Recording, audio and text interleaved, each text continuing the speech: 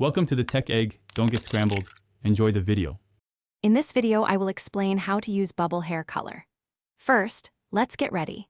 It's super important to do a skin allergy test 2 days beforehand to ensure safety. Always wear old clothes and the gloves provided to protect yourself from any accidental drips. Also, apply a thin layer of petroleum jelly or an oil-based cream around your hairline, ears, and neck to prevent skin staining. Finally, gently comb your dry hair to remove any tangles, ensuring a smooth application. Now, let's mix and apply the color. Carefully pour solution 1 into the bottle containing solution 2. Close the cap tightly, then gently invert the bottle back and forth about 5 times to mix the solutions. Remember, do not shake it hard, as this can create too many bubbles and affect the foam consistency. Squeeze the center of the bottle to dispense a generous amount of foam onto your gloved palm, then apply it evenly to your dry hair, working from the roots to the tips.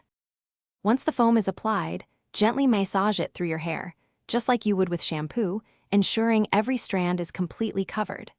Refer to your product's instructions for the exact development time, but typically, you'll leave the foam on for about 20 to 30 minutes. After the time is up, rinse your hair thoroughly with lukewarm water until the water runs completely clear. Then, apply the special rinse-off treatment included in your kit to nourish your hair. To keep your new color vibrant and your hair healthy, proper aftercare is key. Try to wait at least 48 hours before your first shampoo after coloring. This helps the color set. When you do wash, use a high-quality, color-safe, and sulfate-free shampoo and conditioner. Always rinse your hair with cool or lukewarm water, as hot water can cause color to fade faster.